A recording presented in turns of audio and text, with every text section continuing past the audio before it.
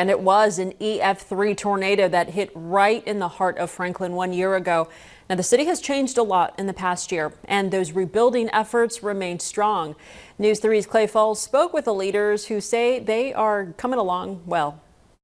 You can still see lots of new homes going up here in Franklin. The city has slowly rebuilt after the south side of town was devastated. The tornado that came through this path destroyed more than 60 buildings.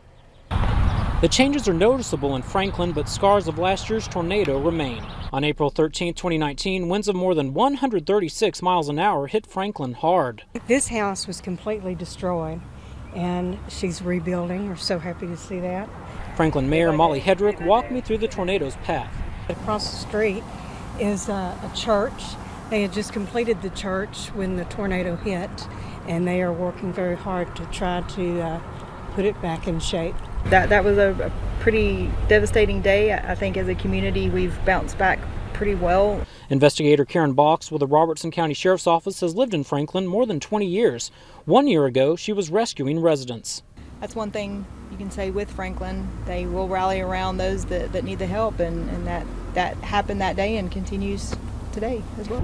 I think as a whole the community was very blessed. I believe that there were some injuries, but there no deaths. Churches here in Franklin have raised more than $90,000 for rebuilding efforts. Reverend Polly Standing with Franklin United Methodist Church said another community fund has already given out more than $65,000. I think the hard thing always is that so often these kind of disasters happen in the poorest of areas, and that was devastating.